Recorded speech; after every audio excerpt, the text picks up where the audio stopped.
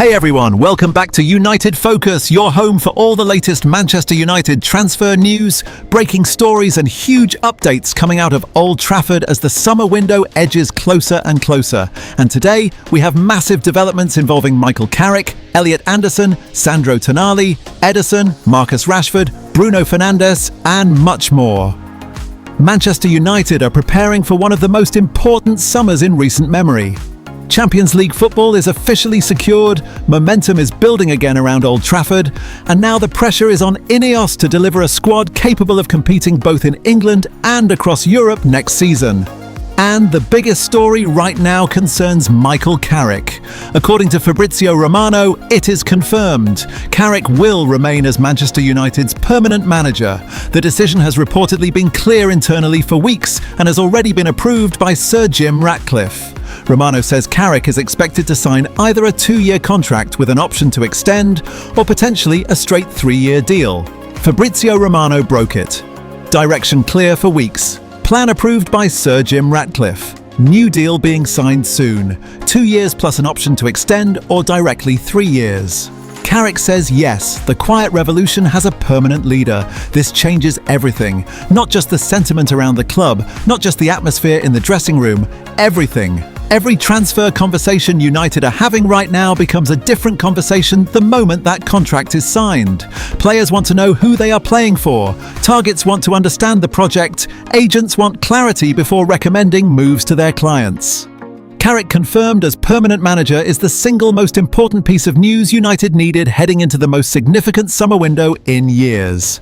10 wins from 15 games. Champions League qualified. 2 defeats. Liverpool beaten, City beaten, Arsenal beaten. A dressing room transformed, a squad revived, and now the man who did all of that is being handed the keys permanently. Sir Alex Ferguson approves. The fans have never stopped believing. The board took slightly too long, but they got there in the end. The right decision. Obviously the right decision.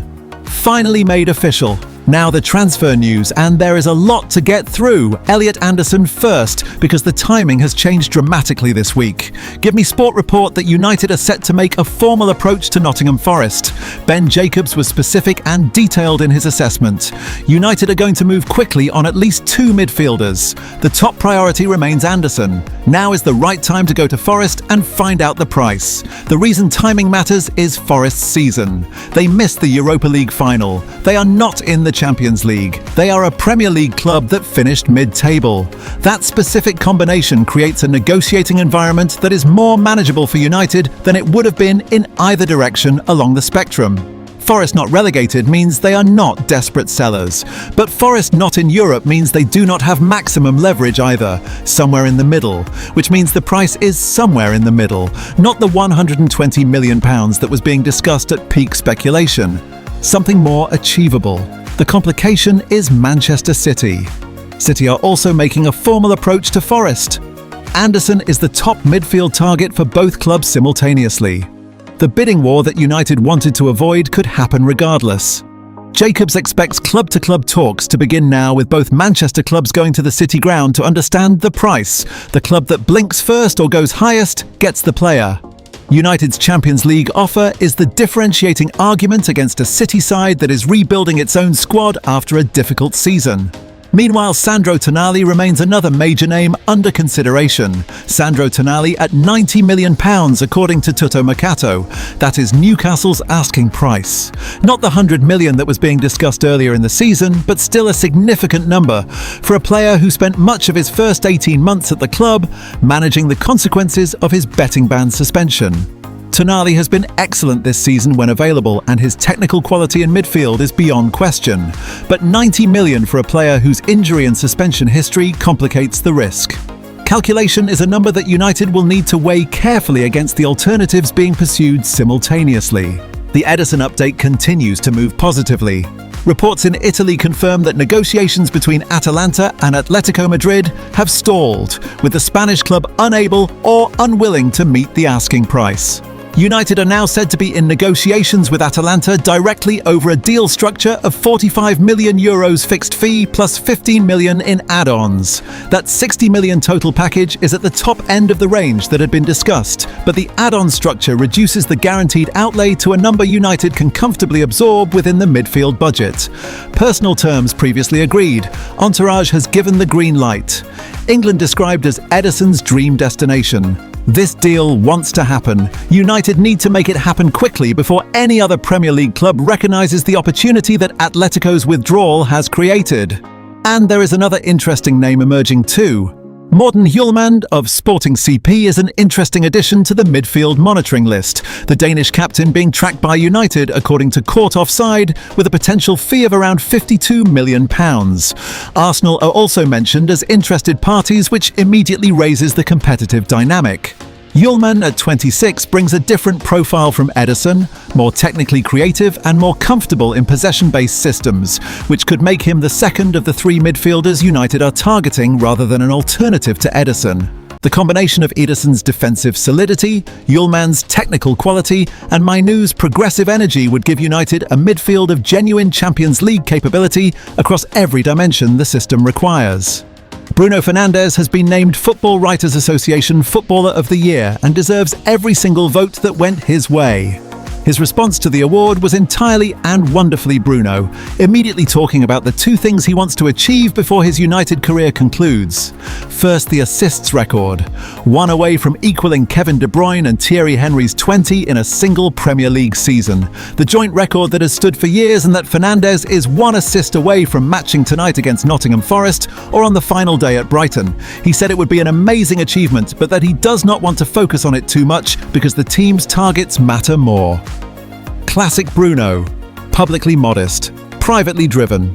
The second target he named was leading Manchester United to the Premier League title. Not the Champions League, not just top four. The league title.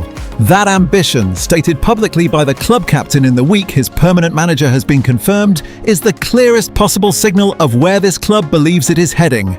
This season they came back to the Champions League. Next season the target is higher. Fernandes is on the same ship as the fans, he said earlier in the season. He wants the ship to go forward. He wants it to navigate as much as they can. The football writers agreed he is the best player in England right now. The permanent manager has just been confirmed. The summer targets are being approached, and the captain wants to win the league. The Rashford situation at Barcelona has reopened, with The Independent reporting that the Catalan club are set to reopen negotiations with United over the £26 million option. Barcelona's restricted budget is the ongoing obstacle. United's preference for a permanent sale is the ongoing position. Another loan is described as still possible. That word possible is doing an enormous amount of work in that sentence because United have been clear for months that another loan is not acceptable. The gap between what Barcelona can afford and what United will accept has not closed despite weeks of back-channel discussion, and the opening of formal talks represents an attempt to find a creative structure that bridges that gap before the window opens and both clubs are forced to either commit or walk away. Rafael Leao at £43 to £51 million from AC Milan remains one of the most genuinely exciting attacking options being discussed in connection with United this summer. The Portuguese winger, with directness, pace and the specific left-sided threat that Carrick identified as a priority position, is available at a price that represents exceptional value for a player of his ability and his Champions League profile. United's scouting presence at his Milan matches this season has been confirmed. The relationship with the club through the Højlund and Ahmad deals gives existing goodwill to build on, and the potential swap deal involving Xerxes, Ugarte and Rashford as leverage, while complicated by Milan's preference for cash, suggests creative thinking about how to structure the acquisition without exhausting the midfield budget. Carrick confirmed as permanent manager, the summer approaching at remarkable speed. Win Sunday, finish at Brighton on the final day with a flourish. Let the transfer planning accelerate. Let Carrick's first full pre-season begin. The quiet revolution is permanent now. The summer of transformation starts the moment the Brighton whistle blows. Come on, United. Now to a name that has had the entire football world talking this week: Federico Valverde.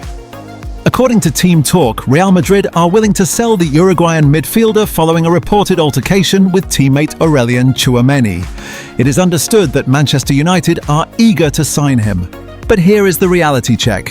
Valverde is valued at over £100 million. That is not a small investment, that is a statement signing. The kind of move that tells the world Manchester United are serious again. Valverde is 27 years old, world-class, and capable of dominating games at the very highest level. Whether United can make the finances work remains to be seen, but the ambition is clearly there. And with Champions League football returning to Old Trafford, the pitch to a player like Valverde becomes far more convincing. Moving on to Morten Fernandes. And there has been a significant development here. According to The Athletic, Paris Saint-Germain have now entered the race for the West Ham midfielder. That is a major complication for United. What makes this even more interesting is the latest stance from West Ham. It was previously thought that Fernandes would only be sold if the club were relegated. But The Athletic now reports that he is expected to leave regardless of whether West Ham survive in the Premier League. West Ham have placed a valuation of £84 million on the player. Bruno Fernandes is said to be supportive of the move. But with PSG now involved, United will need to act decisively if they want to win this one. Now a transfer story that United fans can put to bed. Kroupi Jr. of Bournemouth. The 19-year-old had emerged as a name of interest for United, but Bournemouth sporting director Thiago Pinto has made the club's position absolutely clear.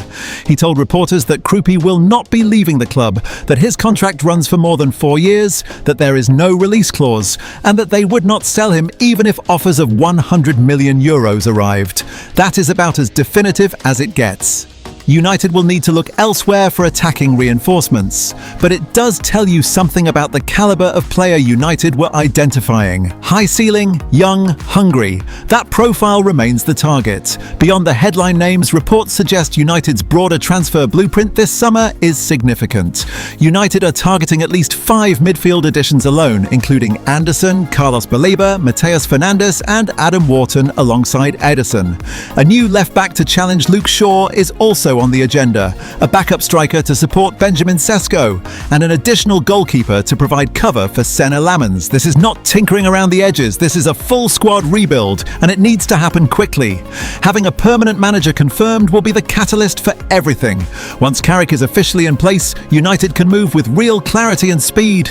And one more story before we wrap up. Manchester United and Adidas have officially dropped the new 2026/27 home kit today. The new strip will make its first appearance this weekend when United women wear it against Chelsea in the WSL. And it will get its Old Trafford debut on Sunday against Nottingham Forest in what will be Casemiro's final home game in a United shirt before he departs at the end of the season.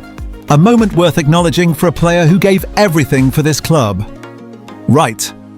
Let us talk Brighton away. Final day of the season. United go into this one full of confidence with nothing but pride and momentum to play for. Expect Carrick to rotate his squad sensibly.